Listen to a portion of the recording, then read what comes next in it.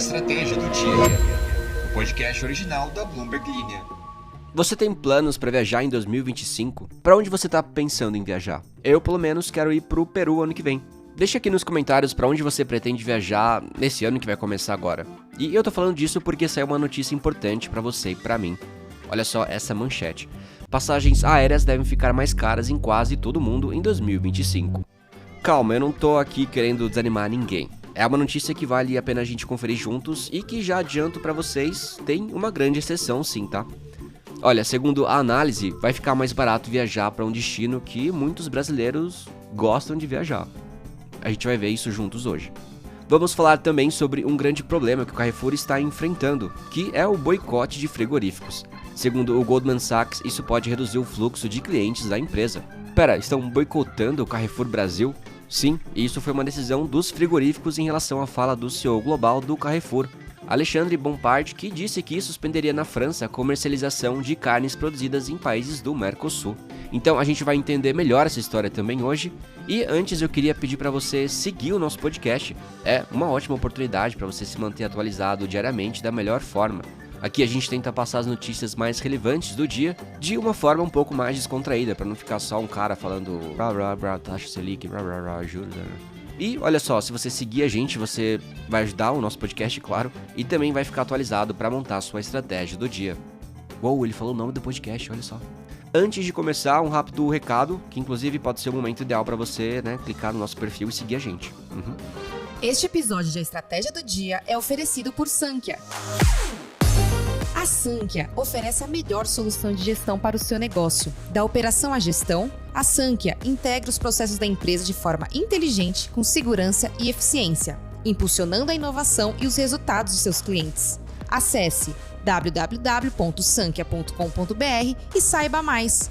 Sankhya, a melhor solução de gestão para o seu negócio. Como eu disse, as passagens aéreas devem se tornar um pouco mais caras em quase todo o mundo em 2025. Com exceção dos voos entre a América do Norte e a América do Sul, e também alguns voos da classe executiva na Ásia e no Oriente Médio, isso de acordo com um estudo do American Express Global Business Travel Group.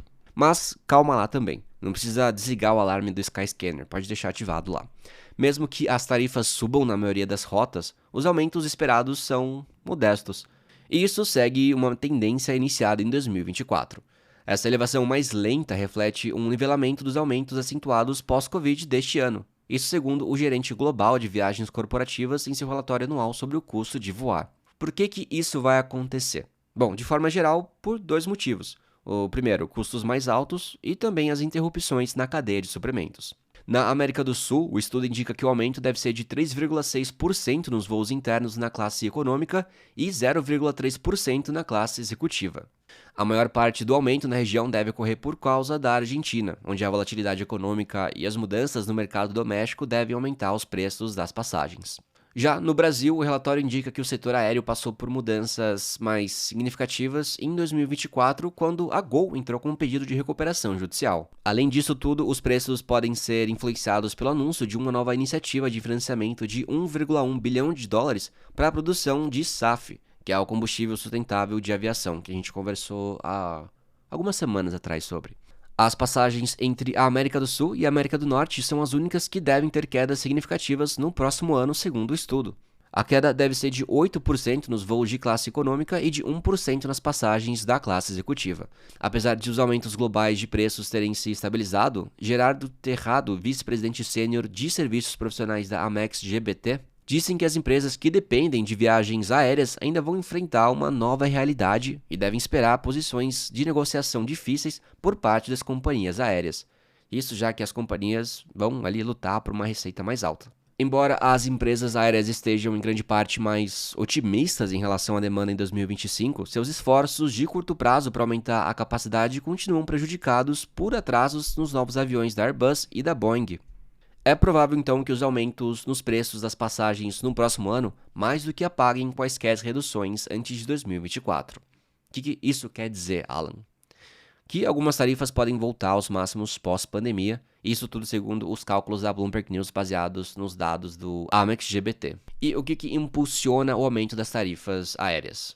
Os principais fatores podem incluir o aumento dos salários e também a escassez de pessoal, especialmente com as disputas trabalhistas em andamento na América do Norte e também o custo do combustível em meio às tensões geopolíticas que ainda estão acontecendo. Além disso tudo, as empresas aéreas continuam a adicionar novas sobretaxas, e as empresas de baixo custo investiram em extra caros, como salas de espera em aeroportos e também assentos melhores. As rotas entre a Europa e a Ásia provavelmente vão ter um salto de 6,6% nas viagens econômicas e de 8,2% nas viagens classe executiva, impulsionadas em grande parte aí pelos custos mais altos associados a evitar o espaço aéreo russo e também a redução de oferta. Também pelo fato de várias companhias aéreas europeias terem saído da China. Isso impacta também. A previsão é que a Austrália registre os maiores aumentos, especialmente em viagens domésticas. A Qantas Airways e a Virgin Australia devem consolidar seu duopólio efetivo no mercado após o colapso das transportadoras menores Rex e Bonza. Bora falar de Carrefour. A interrupção do fornecimento de carne para as unidades do Carrefour Brasil por parte de frigoríficos brasileiros pode reduzir o fluxo de clientes e ter um efeito significativo para os resultados financeiros da varejista no quarto trimestre. Quem analisou isso foi o Goldman Sachs. E isso tudo em meio a uma crise depois que o CEO global do grupo disse que não iria comercializar carnes do Mercosul nas unidades da França. Segundo os cálculos do Goldman Sachs, no pior cenário, o lucro líquido do Carrefour Brasil poderia ter uma queda de 1,8% por dia no quarto trimestre, em razão da paralisação da comercialização de carne nas unidades do grupo. Por que a falta de carne traria um impacto tão grande se o açougue fica lá no cantinho do mercado? Olha só esses dados. A carne bovina representa 12% das vendas totais da varejista, enquanto o frango e o suíno respondem por 6% e 2%, respectivamente. Como eu comentei lá no início do episódio, a interrupção do fornecimento de carne bovina foi uma resposta à fala do CEO global do Carrefour. E o Carrefour Brasil já está correndo atrás, dizendo em comunicado divulgado à imprensa nesta segunda que lamenta a situação e que a suspensão do fornecimento de carne impacta os seus clientes. A companhia diz assim, abre aspas, estamos em diálogo constante na busca de soluções que viabilizem a retomada do abastecimento de carne nas nossas lojas o mais rápido possível, fecha aspas. Quais foram os frigoríficos de maior relevância que deixaram de fornecer carne para as unidades do Carrefour Brasil? Foram a JBS, Marfrig, Minerva e Masterboy. Basicamente as maiores. Sem oferecer o produto, as lojas podem ser prejudicadas pela menor frequência de consumidores, segundo analistas do Goldman. Cada dia de interrupção na venda dos 3 tipos de carne representaria um impacto negativo de 0,2% nas vendas, de 0,6% na geração de caixa e de 1,8% no lucro líquido no quarto trimestre, segundo os analistas do banco. Eles também fizeram uma estimativa para um cenário pensando em só perdas de carne bovina. Então, eles chegaram em queda de 0,1% nas vendas totais, 0,4% na geração de caixa e 1,1% no lucro líquido. O grupo supermercadista alertou um lucro líquido ajustado de 412 milhões de reais no terceiro trimestre, com vendas totais de 29,5 bilhões de reais.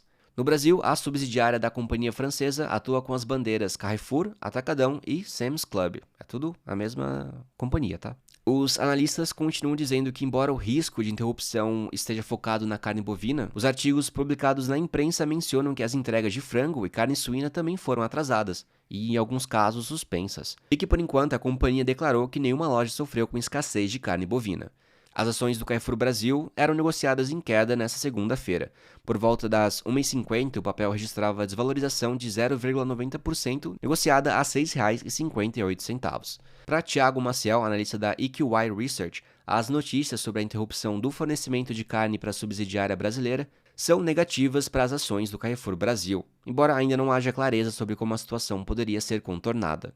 Maciel disse isso em uma nota, abre aspas, é difícil mensurar os reais impactos sobre as operações, pois não sabemos exatamente quantos dias de estoque o varejista possui para rodar normalmente diante do desabastecimento, tampouco se será capaz de encontrar novos fornecedores ou se outros produtores também adeririam ao boicote, fecha aspas. Ele vê aí a possibilidade de clientes buscarem outras redes que lhe forneçam carne. Vale lembrar que a gente está num período ou próximo do período de final de ano que é importante para a venda do supermercado devido às festividades do Natal e do Réveillon. O Carrefour negou que enfrenta uma crise de abastecimento em suas unidades, apesar de a imprensa ter noticiado na sexta-feira que a restrição no fornecimento afetava 150 lojas no país. O grupo possui, aqui no Brasil, um total de 374 lojas com a bandeira Atacadão, 114 com a bandeira Carrefour e 58 unidades do Sam's Club. E bora ler alguns comentários. Seria muito legal se vocês comentassem aqui se vocês planejam alguma viagem para 2025. Eu sempre acho legal comparar essas ideias. E Tati diz, fico imaginando um grupo de WhatsApp do G20 e o Melee causando. João Pedro Santana diz, eu achava que o Big Beijo era o Dória. Estou chocado que não é. Não, João, eu acho que é um homem aleatório mesmo que fala Big Beijo. Big Beijo, João. Leandro Maros diz, nossa, Alan, fiquei com vergonha desse grito. Eu também. Acho que menos de um segundo depois que eu gravei esse grito, eu fiquei com muita vergonha. E Aro diz, aquela pessoa que diz estar chegando, mas ainda está no banho. Subi muito nesse comentário. Quem nunca foi essa pessoa também, né, Aro? Tem que entender isso.